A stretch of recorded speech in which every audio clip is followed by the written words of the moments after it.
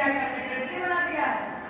और हमारा भाई, आपका बच्चा, आपके परिवार के नौजवान ITI किए हैं, पॉलिटेक्निक किए हैं, इंजीनियरिंग किए हैं, MBA किए हैं, मैनेजमेंट किए हैं, उनको कह रहा है पकौड़ा का दुकान खोल लीजिए।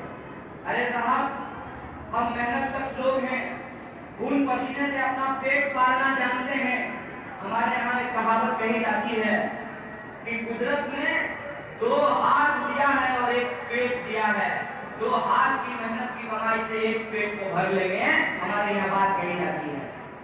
हम मेहनत मजदूरी करके अपना पेट भर लेंगे, लेकिन हम आपसे सरकार होने के नाते ये सवाल पूछना चाहते हैं कि आपके पास हमारे देश के नौजवानों को, आसाम के नौजवानों को देने के लिए रोजगार नहीं है, लेकिन बीसीसीआई का सेक्रेटरी बनाने के लिए अपने बेटा को आपके पास पोस्ट है।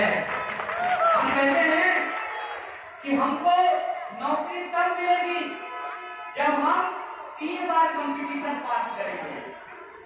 मैं पूछना चाहता हूं कि अमित शाह के बेटा का क्या मेरिट है?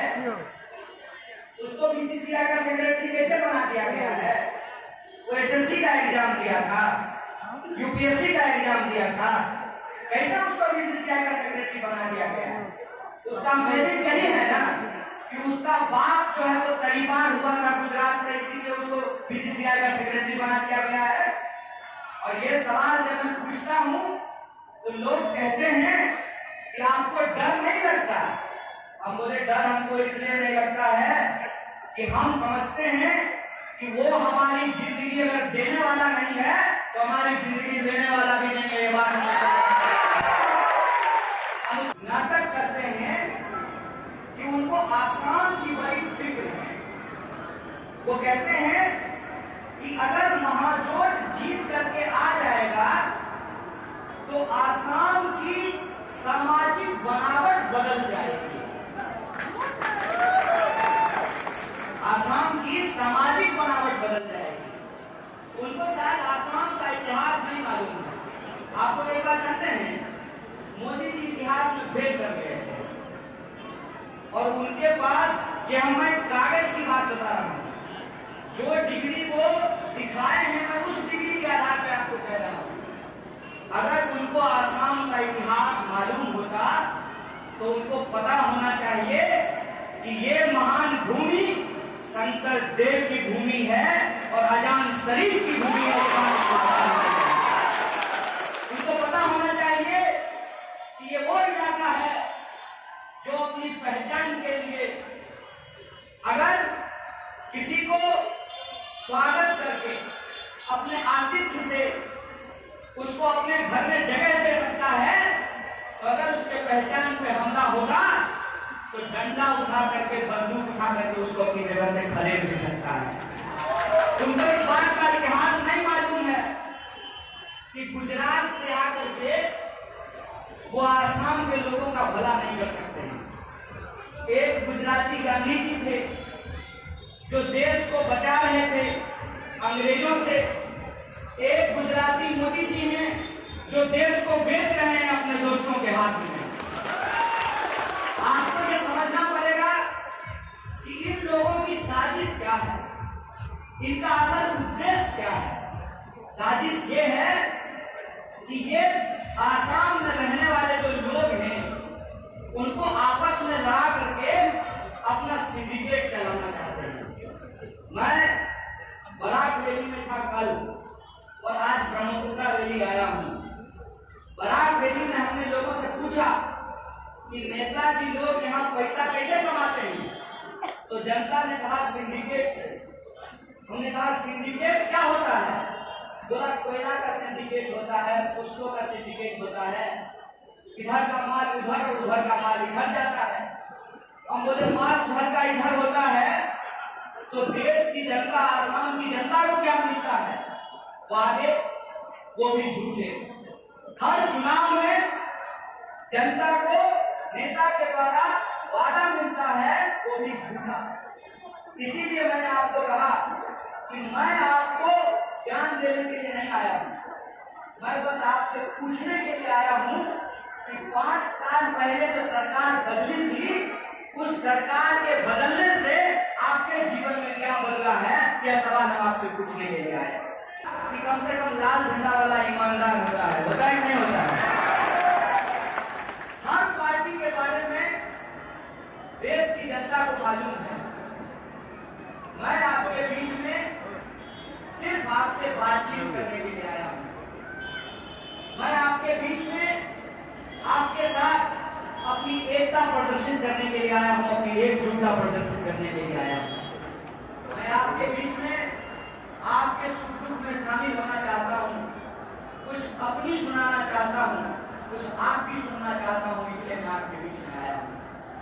मैं कुछ कहूं उससे पहले, आज से 5 साल पहले इस राज्य में चुनाव हुआ था, और जब चुनाव हुआ था तो बदलाव के नाम पर चुनाव हुआ था, करप्शन पर जीरो टॉलरेंस के नाम पर चुनाव हुआ था, नई फैक्ट्रियों को खोलने के नाम पर चुनाव हुआ था। एक पार्टी चुन करके आई और उसके जो नेता हैं, पहले आप ही के यहाँ थे नहीं, जो अपने आप को मामा कहते हैं, तो वो अपने आप को मामा कहते हैं। मामा तो कंस भी था ना, मेरा नाम कन्हैया है।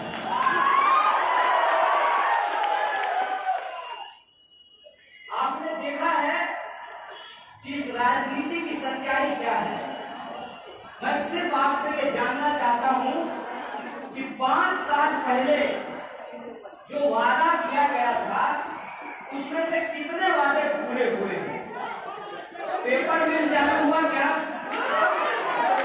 पेपर मिल चालू हो गया? जवाब दीजिए, घबराने की बात नहीं है। हम प्रधानमंत्री नहीं है कि आप सच बोलेंगे तो आपको जेल में डलवा देंगे। हम प्रधानमंत्री नहीं है, आप बस सच बोलिए तो आपका सच है। पेपर मिल चालू हुआ क्या? IIT नया खुला क्या? एम्स बना क्या? आपके खाते में 15 लाख तो आ गया होगा, नहीं आया? दोस्तों, नौजवानों, 2 करोड़ नौकरी मिली क्या? काला धन वापस आया क्या? तो 5 साल में हुआ क्या? और 5 साल के बाद वही लोग फिर से किस मुंह से वोट मांग रहे हैं? जब मैं यहाँ आया तो मुझे एक दोस्त ने कहा कि आप मोदी जी को टक्कर दे सकते हैं। हम बोले हमको श्राप मत दीजिए भाई साहब। मोदी जी को टक्कर देने के लिए दुनिया का सबसे बड़ा झूठा आदमी बनना पड़ेगा। सुने अभी वो बांग्लादेश में जाने की क्या बोले हैं? आए थे तो आसाम में ये बोल करके कि सब बांग्लादेशी को हम बांग्लादेश पहुंचा देंगे, और खुद ही बांग्लादेश पहुंच गए। और वहां जाकर के उन्होंने कहा कि बांग्लादेश की आजादी में उनका भी योगदान है। कैसे? तो वो सत्याग्रह कर रहे थे और जेल गए थे। के बाद आप हमको बताइए, बांग्लादेश की आजादी में भारत सरकार साथ दे रही थी और पाकिस्तान की सरकार विरोध कर रही थी।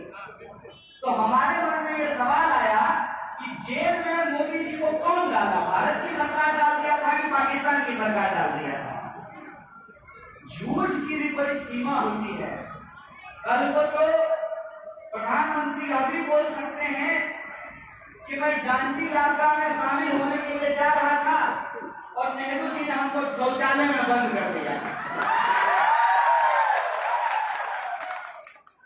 इस लेवल का झूठ भाजपा के नेता बोलते हैं।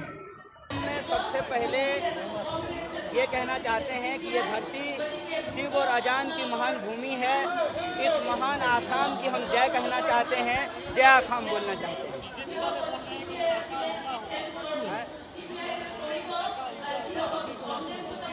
कैसे बोल रहे हैं? कैसे बोल रहे हैं? मतलब इसका क्या आधार है? लोकतंत्र में सरकार किसका होगा ये तो जनता तय करेगी ना। हर पार्टी कहती है कि सरकार उनका होगा। हम आसाम की जनता से बात कर रहे हैं पिछली बार भाजपा ने जो वादे किए थे उसके बारे में पूछ रहे हैं। हम पूछते हैं कि पेपर मिल चालू हुआ, लोग कहते हैं नहीं। हम पूछते हैं नया IIT खुला, लोग कहते हैं नहीं। हम पूछते हैं नया एम्स बना, लोग कहते हैं नहीं। हम पूछते हैं बाढ़ की समस्या खत्म हुई, लोग कहते हैं नहीं। तो जब सारे काम नहीं हुए तो फिर सरकार किस आधार पे बनेगी?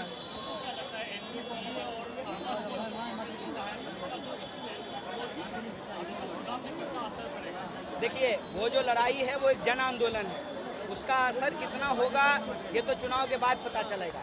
लेकिन हम इतना जरूर समझ पा रहे हैं कि लगातार मौजूदा जो सरकार है उसका क्रेडिट जनता की नज़रों में कम हुआ है, उसके प्रति जनता का भरोसा कम हुआ है। और लगातार जो भाजपा की सरकार और खास करके प्रधानमंत्री जो झूठ बोल रहे हैं उससे प्रधानमंत्री के पद की गरिमा का मानहनन हो रहा है, उसका मजाक बन रहा है। तो हमको लगता है कि इसीलिए भाजपा के पास चूंकि कोई मुद्दा नहीं है तो वो इधर उधर की बात करके वो वोट समेटना चाहती है। अभी वो बांग्लादेश गए और कह रहे हैं कि बांग्लादेश को आज़ाद कराने में उनकी भूमिका है। 15 लाख आप किसी इंसान के खाते में पहुंचा नहीं पाए, 2 करोड़ नौकरी दे नहीं पाए, आसाम में पेपर मिल चालू नहीं कर पाए, नया IIT नया यूनिवर्सिटी नहीं बना पाए, यहाँ पे नया यूनिवर्सिटी को खोलने का वादा तो छोड़िए, जो था वो भी बंद हो गया, उसको भी नहीं चालू करा पाए। तो इनके पास कोई मुद्दा नहीं है, इसीलिए इधर उधर की बात करके जनता का ध्यान भटकाना चाहते हैं। इसीलिए हम आसाम में आकर के कह रहे हैं कि ये लड़ाई सीधे तौर पर देश बचाने वाले और देश बेचने वालों के बीच में है। यह सरकार देश बेचने वाले की सरकार है और जनता देश को बचाने वाली है। और बचाने का लोकतंत्र में एकमात्र तरीका है कि वोट से आप सरकार को बदलिए, नया सरकार को लेकर के आइए, यही अपील। और प्रधानमंत्री बोल रहा है वो बांग्लादेश की आज़ादी में जेल भेज, प्रधानमंत्री को कौन सीरियसली लेता है? कुछ भी बोलते हैं। अब आप बताइए मुझे, बांग्लादेश की आज़ादी में तो भारत साथ में था, तो जेल में उनको कौन डाल दिया? वो गुजरात में रहते थे कि कराची में रहते थे? तो झूठ बोलते हैं, कुछ भी बोलते हैं। और मेरे लिए बड़ा ही अफसोस की बात है कि भारत जो है वो दुनिया का सबसे बड़ा लोकतंत्र है और उसके प्रधानमंत्री कुछ भी जाकर के बोलते हैं।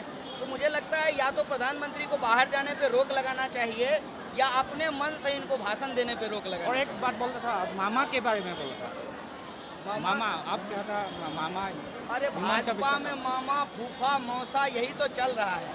भाजपा कहती थी कि हम परिवारवाद के खिलाफ हैं, तो भाजपा के नेता से पूछिए कि अमित शाह ने अपने बेटा को BCCI का सेक्रेटरी कैसे बना दिया है, बेबी साहब BCCI का सेक्रेटरी कैसे हुआ है, ये सवाल पूछना चाहिए।